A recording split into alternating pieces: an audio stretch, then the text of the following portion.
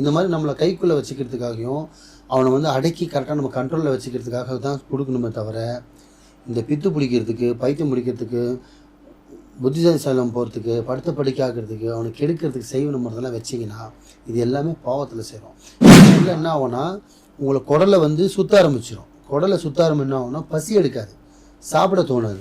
குடலை சுத்த இப்போ ஒரு பொருள் புதுசாக ஒரு பொருள் ஒரு முள்ளோ ஒரு எலும்பு உள்ள போனால் நமக்கு ஃபீல் எப்படி இருக்கு, ஒரு ஃபுட் பாய்சன் எப்படி இருக்கு. அப்போ உள்ள ஒரு செடியை ஒரு வேறு மாதிரி வருது இல்லை ஒரு பொருளை உள்ள ஒட்டிக்கிட்டு இருக்கு எப்படி இருக்குன்னு பாருங்க. வயிறு உப்புசனம் யாருக்கும் கொடுக்காதீங்க. அந்த மாதிரி உங்களுக்கு உடம்புல பாதிப்பு இருந்து வயிறு உப்புசனம், நெஞ்செரிச்சல், சாப்பிட முடியல, காதில் பேசுது, ஏதோ ஒரு உடம்பு டிஸ்டர்பாக இருக்குது, ஏதோ உடம்புக்குள்ளே பண்ணிக்கிட்டே இருக்குது, நெஞ்சு பகுதி வலிக்குது, வயிறு பகுதி வலிக்குதுன்னா நம்பிக்கையோடு வாங்க. அந்த மருந்தே வெளியில் அந்த மாதிரி மருந்து நல்லா கொடுக்க முடியும். ஆனால் தேசியம் சொல்கிற நம்ம பெண்களே, கணவருக்கோ அண்ணனுக்கோ தம்பிக்கோ ஹஸ்பண்டுக்கோ லவருக்கோ ஏதோ ஒன்று வாங்கி கொடுங்க. ஆனால் யார்கிட்ட வாங்கணுன்றது முக்கியம், எதுக்காக வாங்குறது முக்கியம், எதுக்காக கொடுக்க போகிறது முக்கியம். மருந்து எல்லார்கிட்ட வாங்குது, ஆன்லைனில் 3000 வைக்கிறா 2000 வைக்கணும்னு வாங்கி போடாதீங்க. ஏன்னா அது உயிர் சம்மந்தப்பட்ட விஷயம்.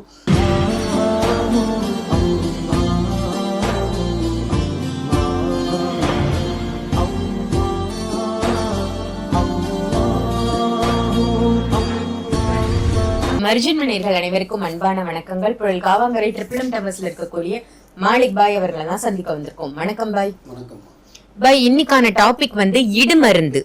வயிற்றுல மருந்து இருக்கு, மருந்துனால பிரச்சனை, இந்த மருந்து வந்து எனக்கு ரொம்ப தொந்தரவு கொடுக்குது, இந்த மருந்தை எடுக்க முடியுமா, இப்படி நிறைய பேர் உங்ககிட்ட வருவாங்க. நிஜமாவே இடுமருந்து வைக்கவோ எடுக்கவோ முடியுமா பாய்? 200% முடியுமா?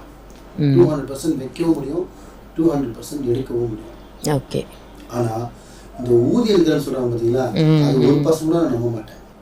ஊதி எடுக்கிறத நிறைய பேர் சொல்லி நான் கேள்விப்பட்டிருக்கேன். முதல்ல என்ன டிஃபன் சாப்பிட்டீங்க? இட்லி.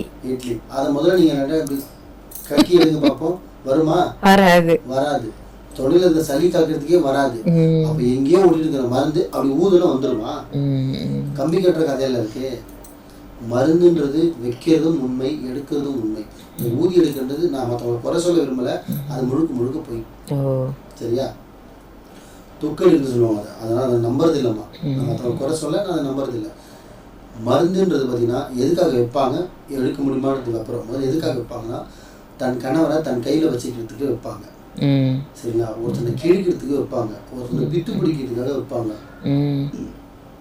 ஒருத்தனை பைத்தியக்காரனாகிறதுக்கு வைப்பாங்க, ஒருத்தனை பித்து பிடிச்சவன் சொத்து அனுபவிக்கிறதுக்காக வைப்பாங்க, ஒருத்தனை வந்து அடிமை பண்ணி வைக்கிறதுக்காக வைப்பாங்க, குடி நிப்பாடுறதுக்கு வைப்பாங்க, ரொம்ப அடிக்கிறான் துன்படுத்துறான் வீட்டை சித்திரவதை பண்றான்னா அவனை அடக்கி உட்கார வைக்கிறதுக்கு வயிற்றுல மருந்து வைப்பாங்க. இவ்வளவு மருந்து வைக்கிறது இருக்கு. ஆனா இதுல வந்து பாத்தீங்கன்னா உண்மையான மருந்து சைடு எஃபெக்ட் ஆகாம, உடம்புல வேறு வலிக்காம, கட்டி வராம, பாதிப்பு வராம, எந்த ஒரு பிரச்சனை வராம வைக்கிற மருந்து ஒரே மருந்து ஆண் பெண் வசிய மருந்து. ஸோ இவ்வளோ இடுமருந்து கொடுக்கறது பார்த்தீங்கன்னா இதில் பயப்படாமல் கொடுக்கணும்னா 2 விஷயத்துக்காக மட்டும்தான் நம்ம கொடுக்கணும். எதுனா ஒரு ஆண் பெண் வசியம், மனைவி கணவனுக்கு கொடுக்கலாம், கணவன் மனைவிக்கு கொடுக்கலாம், லவருக்கு கொடுக்கலாம், தன் பையன் சொல் பேச்சை கேட்க மாட்டான்னா அவனுக்கு கொடுக்கலாம், தன் பொண்ணு சொல் பேச்சை கேட்க மாட்டான்னா கொடுக்கலாம், புருஷன் சொல் பேச்சை கேட்க மாட்டான்னா கொடுக்கலாம், மனைவி இந்த மாதிரி நம்மளை கைக்குள்ளே வச்சுக்கிறதுக்காகவும் அவனை வந்து அடக்கி கரெக்டாக நம்ம கண்ட்ரோலில் வச்சுக்கிறதுக்காக தான் கொடுக்கணுமே தவிர இந்த பித்து பிடிக்கிறதுக்கு பைத்தியம் பிடிக்கிறதுக்கு புத்திசாலித்தனம் போகிறதுக்கு படுத்த படிக்க ஆகிறதுக்கு அவனை கெடுக்கிறதுக்கு செய்வன முறைதெல்லாம் வச்சிங்கன்னா இது எல்லாமே பாவத்தில் சேரும். ஏன்னா மருந்தில் வந்து பார்த்திங்கன்னா உண்மையான மருந்து இது மட்டும்தான். ஆனால் சில மருந்து இது மருந்து போடுறதால அவங்களுக்கு பாதிப்பு வருமானா நான் சொன்ன பாருங்க வசிய மருந்து, ஆண் பெண் வசிய மருந்து, அது கொடுத்தீங்கன்னா நீங்கள் பயப்படவே தேவையில்லை. ஏன்னா அது ரத்தத்தில் கலக்கும், ரத்த ஓட்டம் அடங்கும், அட்டாச்மெண்ட் ஆவாங்க, ஃபீல் அதிகமாகும். ஆனால் இந்த இடு மருந்து கொடுத்து பித்துப்பிடிக்கெல்லாம் கொடுத்தோன்னா வயிற்றில் வேறு மலிக்கணும் பார்த்தீங்கன்னா 100% உண்மை. அது உள்ள என்ன ஆகும்னா உங்களை குடலை வந்து சுற்ற ஆரம்பிச்சிடும். குடலை சுற்ற என்ன ஆகும்னா பசி எடுக்காது, சாப்பிட தோணாது. குடலை சுத்த இப்போ ஒரு பொருள் புதுசாக ஒரு பொருள் ஒரு முள்ளோ ஒரு எலும்பு உள்ள போனால் நமக்கு ஃபீல் எப்படி இருக்கு, ஒரு ஃபுட் பாய்சன் எப்படி இருக்கு. அப்போ உள்ள ஒரு செடியை ஒரு வேறு மாதிரி வருது இல்லை ஒரு பொருளை உள்ள ஒட்டிக்கிட்டு இருக்கு எப்படி இருக்குன்னு பாருங்க. வயிறு உப்புசனமாயிடும், மூச்சு விட முடியாது, ஃப்ரீயாக பேச முடியாது, செரிமன் ஆகாது, நெஞ்சு பகுதி எரியும், வயிறு இவ்வளோ பெருசாக பார்த்தீங்கன்னா மாசமாக இருக்கிற மாதிரி ப்ரெக்னென்ட் லேடி மாதிரி இருக்கும் வயிறெல்லாம். இது எல்லாமே அந்த இடு மருந்து பண்ணுற விஷயம்தான்.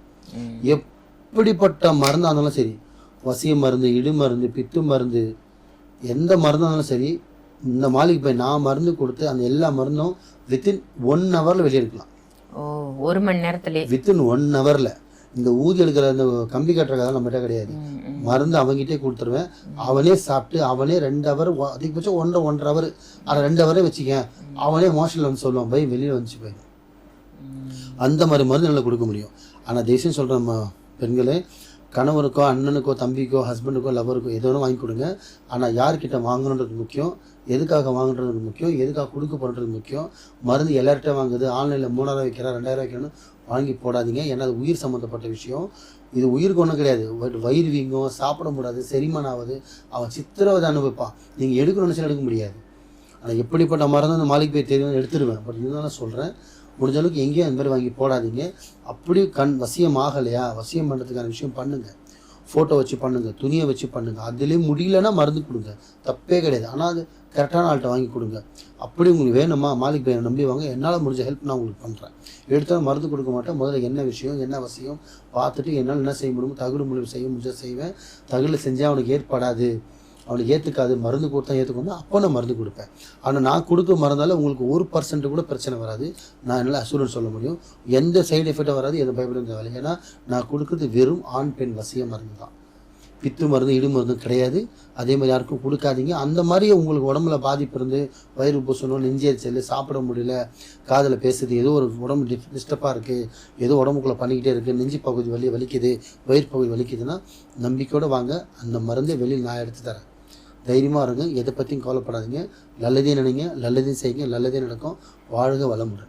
ரொம்ப சிறப்பா சொன்னீங்க பை. இடுமருந்து அப்படின்றது எடுத்தோடனே மருந்து வைக்கிறதுக்குள்ள போகாம முதல்ல நமக்கு என்னென்னலாம் தேவையோ அதெல்லாம் செஞ்சு ட்ரை பண்ணி பார்த்துட்டு முடியலன்ற பட்சத்துல இடுமருந்து கொடுக்கலாம். எப்பேற்பட்ட இடுமருந்தையும் உங்களால எடுக்க முடியும் அப்படின்னு சொல்லியிருக்கீங்க. அற்புதமான தகவல். நன்றி பை. நன்றிம்மா.